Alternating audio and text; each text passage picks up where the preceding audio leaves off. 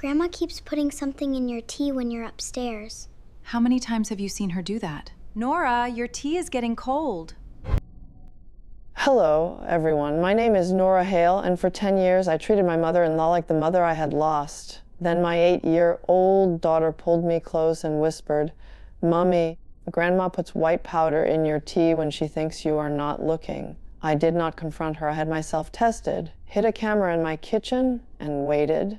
What I discovered was worse than I imagined. My mother-in-law was not working alone. The person helping her came from my own family, and they were counting the days until I could no longer speak for myself. The afternoon Chloe warned me began like any ordinary Tuesday in our home in San Diego. I was standing at the dining table, folding my husband Julian's shirts into neat squares. Sunlight came through the windows. The washing machine hummed down the hall. Eleanor, Julian's mother, was in the kitchen preparing dinner. Chloe came into the room without her usual energy. She looked toward the kitchen, then climbed onto the chair beside me.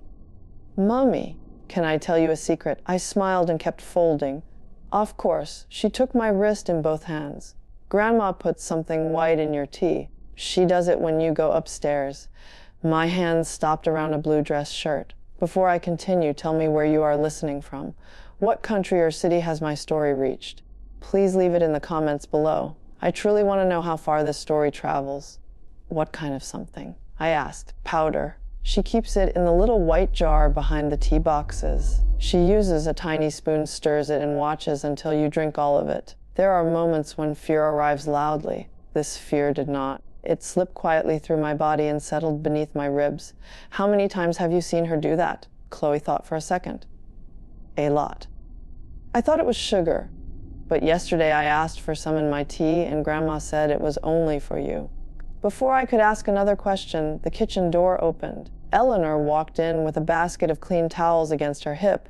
She was 68, silver-haired, soft-spoken, and so familiar to me that I could recognize her footsteps anywhere in the house. "What are you two whispering about?" she asked. Chloe's fingers tightened around mine. I forced a laugh. "She wants to know if she can stay up late on Friday." Oh, Eleanor smiled at Chloe. "We will see what your mother says." Then she turned to me. "Your tea is getting cold, Nora." That sentence had once sounded loving. Now it sounded like an order. My mother died when I was 21. Her name was Amelia, and she was the kind of woman who made ordinary days feel important. She sang while she washed dishes. She kept handwritten notes in every book she loved. When ovarian cancer took her during my final year of college, I felt as if someone had removed the roof from my life. I met Julian 18 months later. He was patient, funny, and gentle with the parts of me that were still grieving. Eleanor welcomed me before Julian and I were even engaged. She remembered my mother's birthday. She sat beside me at our wedding and squeezed my hand during the song Mom had loved. When Eleanor lost her apartment after her husband's debts came to light, I was the one who suggested she move into our guest room. That was supposed to last 6 months. It lasted 10 years. I paid for dental work her insurance would not cover. I bought her plane tickets to visit relatives in Phoenix. She watched Chloe when I worked late, made soup when I was sick, and prepared chamomile tea for me every morning. "It will settle your stomach," she always said. For years, I believed that cup was proof that I had been given a second mother. After Chloe's warning, I walked into the kitchen and saw my familiar cream-colored mug on the table. Eleanor was at the stove with her back to me. I lifted the cup and looked inside. The tea appeared normal. But when I tilted it toward the window, several pale grains moved along the bottom. "Drink it before it gets cold," Eleanor said without turning around. I brought the mug close enough for the steam to touch my face. Then I pretended to take a sip. "I need to answer an email," I said. I carried the cup upstairs, locked myself in the bathroom, and poured the tea into a clean glass jar. My hands shook so badly that some spilled onto the counter. That was when every unexplained illness from the previous 3 years returned to me at once. The exhaustion that sleep never fixed, the aches in my wrists and knees, the bruises I could not explain, the nausea, the abnormal liver tests that improved and then became worse again. One doctor suspected an autoimmune condition. Another blamed stress. A third told me that women approaching 40 often underestimated how much anxiety could affect the body. Eleanor had attended 2 of those appointments. Both times, She told the doctors I had always been fragile. I was 39 years old, and until those symptoms began, I had rarely been sick. At dinner, Eleanor placed a bowl of chicken soup in front of me. "You need to eat more," she said. "You look pale again." Julian glanced up from his plate. "Maybe we should call the specialist in Los Angeles. Another doctor will only exhaust her," Eleanor replied. "What Nora needs is rest." I looked at my husband. He seemed worried, not guilty, but fear had already changed the way I saw the room. I wondered who knew what. I wondered whether every concerned conversation had been rehearsed while I was somewhere else. After dinner, I waited until Eleanor took Chloe upstairs for a bath. Then I moved the tea boxes. The white porcelain container was exactly where Chloe said it would be. It had no label. I reached toward the lid, looking for something. Eleanor was standing behind me. I turned so quickly that my elbow struck the cabinet. "Sugar," I said. "I thought we had more." Her eyes moved from my hand to the container. "That is not sugar. It is a dried herbal mixture. It smells awful." So I would not open it. She placed her hand over the lid and slid the jar farther back. Then she smiled. "You should go to bed. Dear, you seem nervous." I barely slept that night. At 5:30 the next morning, I stood in the dark hallway where I could see the kitchen reflected in a glass cabinet door. Eleanor entered in her robe. She filled the kettle, arranged the cups, and opened the box of chamomile tea. Every movement was calm and practiced. Then she removed the porcelain container. She measured 1 spoonful of white powder into my cup. She paused. Then she added half a spoon more. She stirred until the powder vanished, replaced the jar, and wiped the spoon with a paper towel. Before leaving the kitchen, she looked toward the hallway to make sure she was alone. That small look erased the last of my doubt. This was not a mistake. It was a routine. I left the house before breakfast and called my closest friend, Dr. Sienna Brooks. Sienna worked in clinical toxicology at a hospital in La Jolla. I told her only that I believed someone might have put an unknown substance in my drink. Her voice changed immediately. "Do not consume anything else they prepare. Bring the sample, but keep it sealed. Come to the emergency department, Nora. Now." The first test did not give us a complete answer. The doctor documented my symptoms, drew several tubes of blood, and contacted poison control. The tea sample went through a separate process because the hospital needed to preserve it properly. 2 days later, Sienna sat beside me in a private consultation room while the attending physician explained the result. They had found traces of a prescription immunosuppressive compound that had never been prescribed to me. The amount in my blood suggested repeated exposure, not one accidental sip. The physician explained that long-term exposure could account for many of my symptoms. He could not yet tell me how much damage had been done, but he was certain about one thing. I needed to stop the exposure immediately. I stared at the wall while hundreds of mornings passed through my mind. Eleanor setting down my cup. Eleanor asking if I had finished. Eleanor rinsing the mug herself. I had thanked her almost every time.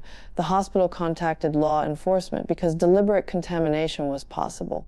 Detective Marisol Vega met me that afternoon. She listened without interrupting, took copies of my medical records, and warned me not to confront Eleanor. "We need evidence that connects the substance to a person," she said. "And you need to think about your daughter's safety." That was the moment the situation stopped feeling like a family secret and started feeling like a crime. I wanted to take Chloe and run. Detective Vega understood, but she also explained that sudden movement might alert Eleanor before investigators could identify anyone helping her. We agreed that Chloe would spend the next night with Sienna under the excuse of a sleepover. At home, I behaved as normally as I could. I drank bottled water I opened myself. I moved food around my plate. When Eleanor gave me tea, I carried it into my office and emptied it into sealed containers supplied by the detective. With Detective Vega's guidance, I placed a small camera in my own kitchen, aimed toward the counter where Eleanor prepared the tea. It recorded video only. I also photographed the porcelain container and the shelf around it. While Eleanor was in the yard, I saw a folded receipt underneath the jar. It came from a small compounding pharmacy in Yuma, Arizona. The printed customer name was David Vance. I had never heard that name. There was one more detail. The receipt was dated 3 years earlier, the same month my symptoms had begun. That evening, I asked Julian a careful question. "Do you know anyone named David Vance?" His fork stopped halfway to his mouth. It lasted less than a second, but I saw it. "No," he said. "Why?" "A client mentioned him. Julian took a drink of water. The name does not sound familiar. His answer should have reassured me. It did the opposite. Why had he paused? Later that night, I saw him standing on the patio with his phone pressed to his ear. When he noticed me at the window, he turned away. I could not hear the conversation. I only heard the final sentence when he came back through the door. She cannot know yet. I lay beside my husband that night without closing my eyes. Fear does something cruel to trust. It takes every harmless memory and gives it a second meaning. Julian had encouraged me to let Eleanor move in. He knew when my symptoms started. He knew about the trust my mother had left me. During the worst months, he had suggested I take a leave from my job and give him temporary authority over some of our finances. Had he been protecting me or preparing for something? The next morning, Eleanor placed another cup in front of me. I wrapped both hands around it and pretended to enjoy the warmth. Chloe ran into the kitchen, wearing one shoe and carrying the other. "Mummy, can I taste your tea?" Before I could answer, Eleanor snatched the cup from my hands. "No." The word was so sharp that Chloe stepped backward. Julian looked up from his phone. "Mum, why can't Chloe drink Nora's tea?" Eleanor's face lost its color. "It is too hot." Julian touched the side of the cup. "It is barely warm." For one long second, no one moved. Then I laughed as if the moment meant nothing. Chloe does not even like chamomile. "Come on, sweetheart, let's find your other shoe." I took my daughter upstairs. Once we were alone, I knelt in front of her. "You did the right thing when you told me," I said. "Now I need you to do something else. Do not eat or drink anything Grandma gives you unless Daddy or I say it is okay." Her eyes filled with tears. "Is Grandma making you sick?" I wanted to lie.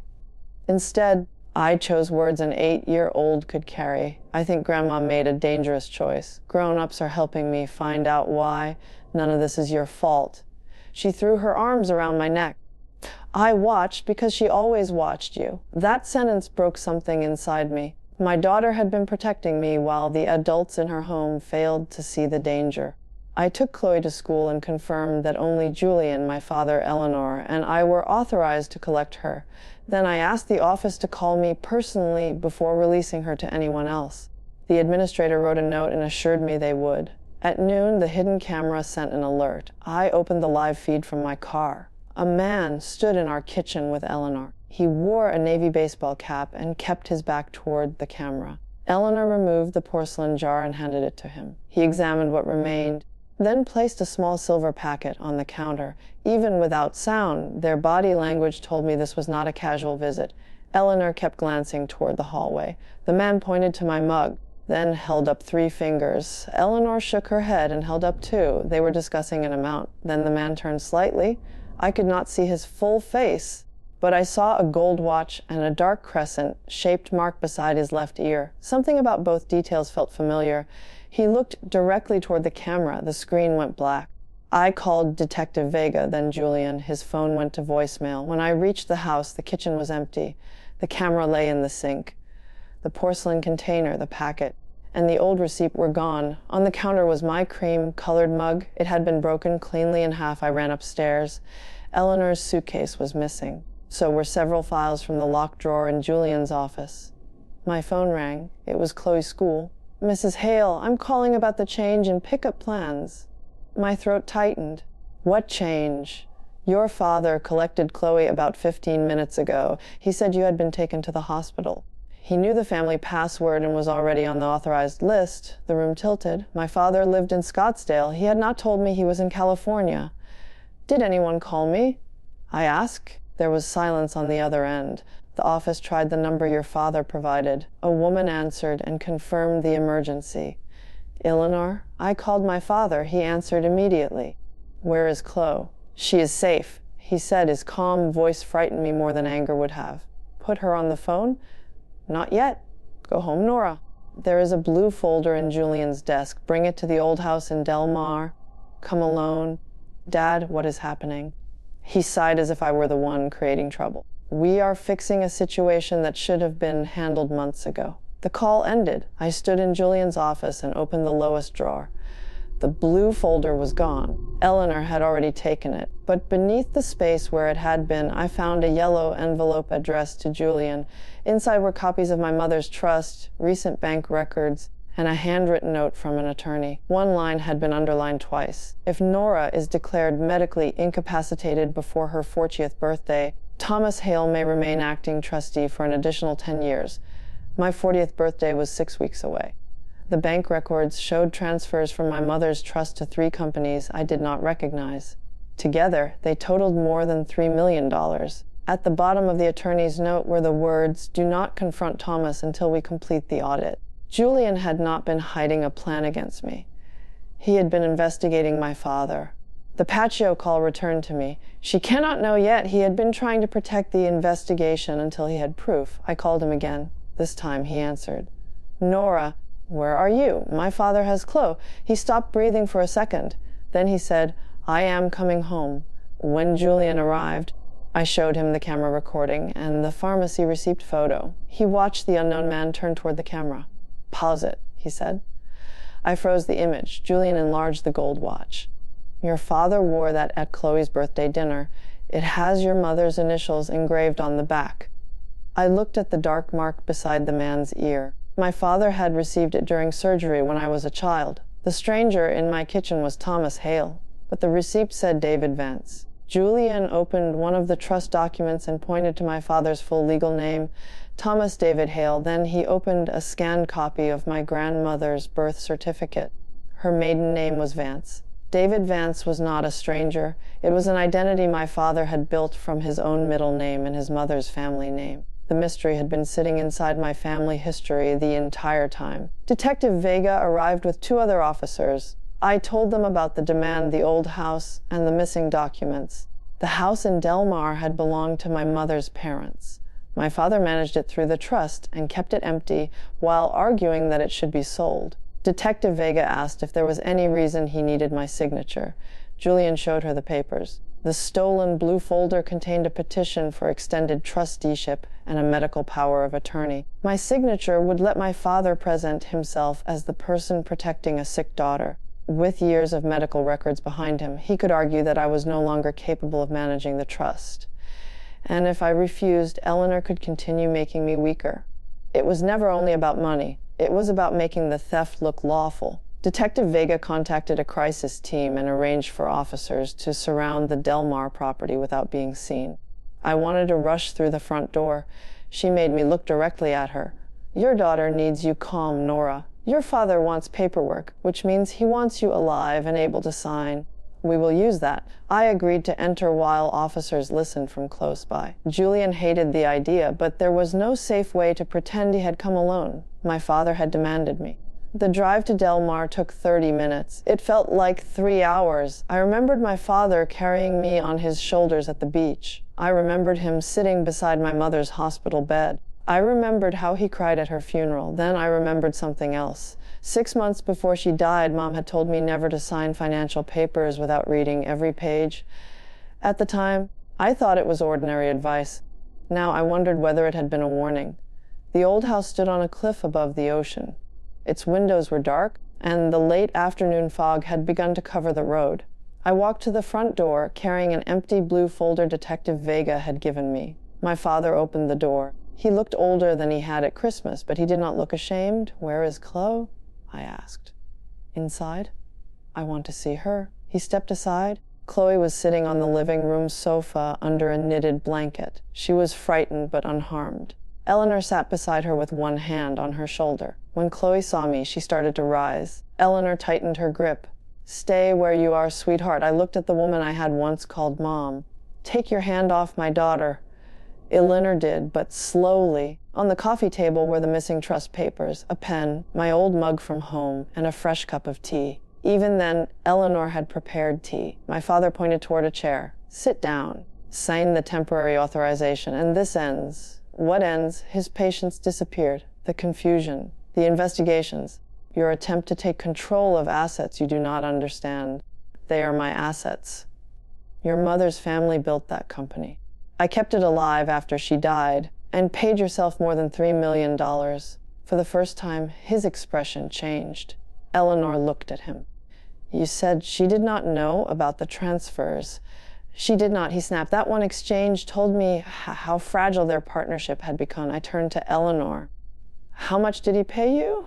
Nora, you are unwell, she said. You are confused. 4,000 a month. I'd asked 5? Her eyes moved toward my father. He promised to take care of me. I took care of you for 10 years. My voice cracked on the final word. Eleanor looked down, but I no longer mistook shame for remorse. You made me feel like a guest in my own son's life, she said. Everything belonged to you. The house, the money, even Julian's attention. Thomas offered me security. So you made me sick. It was not supposed to kill you. The room went still. My father closed his eyes. Eleanor realized too late what she had admitted. What was it supposed to do? I asked. She looked at the cup on the table. Keep you tired, make the doctors believe your condition was progressing. Thomas said that once you signed, we would stop. I turned to my father. You chose the substance. I chose a solution. He said, you were about to destroy everything, be asking to see my own accounts. By taking control before you were ready, I am 6 weeks from 40. Exactly. Once the trust transferred, the audit would expose ordinary management decisions and make them look criminal. They are criminal. He leaned over the table. Sign the papers, Nora. You will receive treatment. Chloe goes home. Eleanor leaves the house. Everyone gets a quiet ending. I looked at my daughter. She was watching me with the same careful eyes that had noticed the powder. And if I do not sign? My father did not answer. Eleanor did. You will get worse. She said it softly, almost kindly. That was the most frightening moment of all. Not because I believed her, but because I finally understood how she had lived with herself. She had turned cruelty into care inside her own mind. I lifted the pen. My father pushed the papers toward me. Good, he said.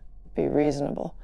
I placed the pen on top of the first page. Then I smiled. There is one problem. He frowned. Julian already gave the audit to the state attorney general. The bank froze the trust accounts this afternoon. Even if I signed every page, you would never touch that money again. My father lunged for my phone, but the front door opened before he reached me. Detective Vega entered with officers behind her. Thomas Hale, step away from your daughter. Chloe jumped from the sofa and ran into my arms. I held her so tightly that she complained she could not breathe.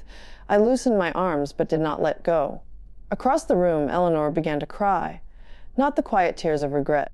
These were desperate tears from a woman who had lost control of the story. Nora, she pleaded. Tell them I was trying to help you. Tell Julian I never meant for this to happen. I looked at the cup of tea on the table. You meant it every morning. The officers escorted her outside. My father remained silent until he passed me. Then he leaned close and whispered, your mother would be ashamed of you. For most of my life, those words would have crushed me. This time, they did not. No, I said.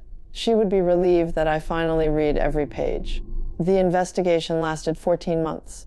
Police recovered the porcelain jar from Eleanor's suitcase. The remaining powder matched the compound found in my blood and in the tea samples. Pharmacy records connected the David Vance account to a phone number and payment card controlled by my father.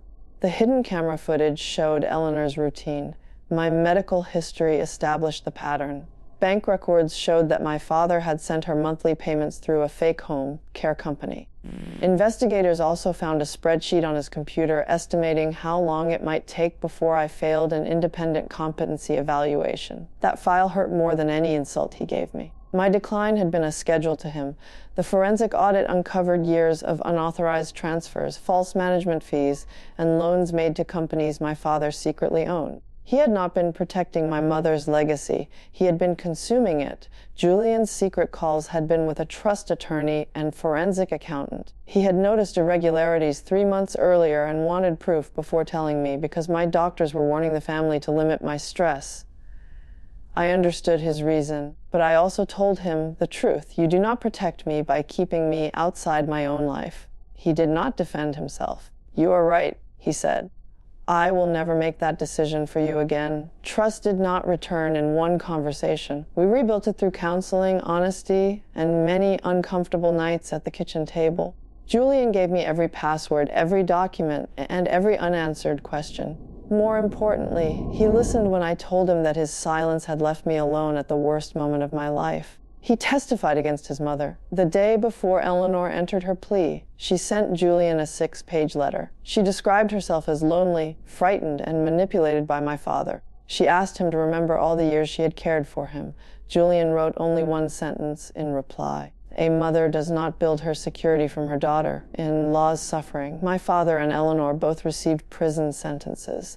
He was also ordered to pay restitution, and the court barred him from controlling the trust or any business connected to it. Eleanor's payments and the condo he had purchased for her were seized as proceeds of the scheme. I did not visit either of them. Some people expected me to forgive quickly because they were family. But forgiveness is not the same as access. It is not the same as silence, and it is never an obligation to step back into danger. I focused on healing. The first months were difficult. My doctors monitored my liver, immune system, and blood levels. Some symptoms improved quickly. Others took time. I learned to be patient with a body that had spent years fighting an enemy I kept welcoming to breakfast. Chloe also needed help.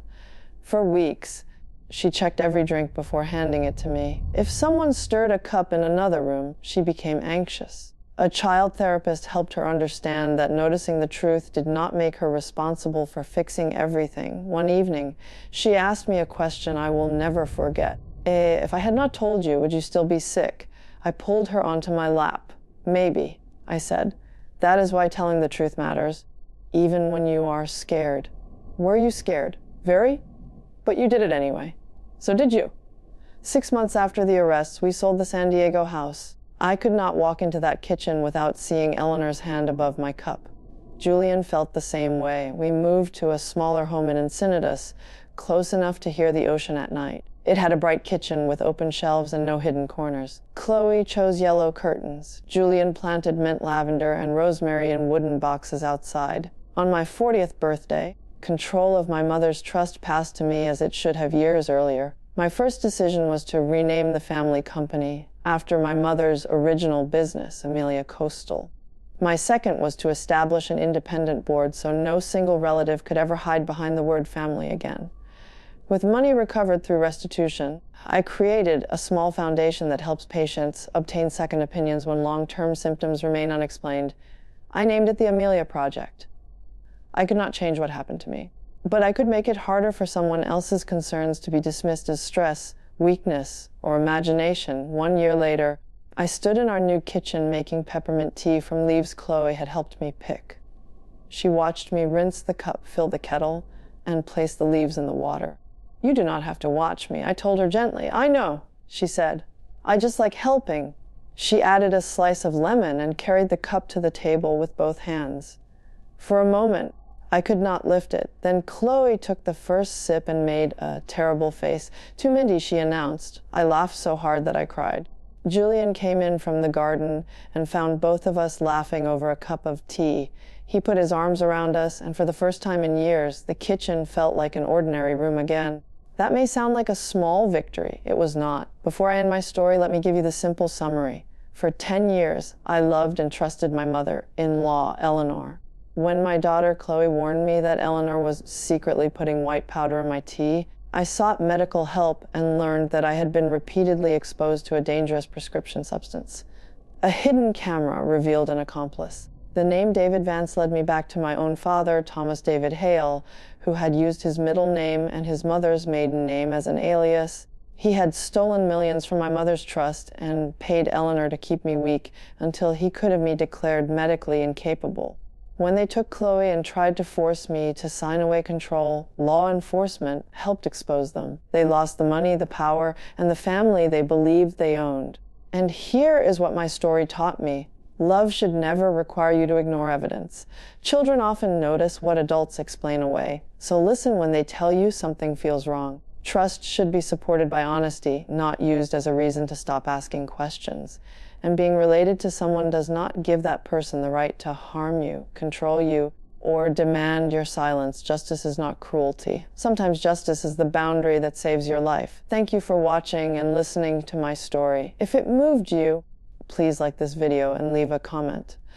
Tell me what you would have done in my place, and do not forget to share where you are listening from. My daughter's whisper shattered the family I thought I had, but it saved the life that family was trying to steal. And now every cup I raise reminds me that the truth may arrive quietly, but once heard, it should never be swallowed.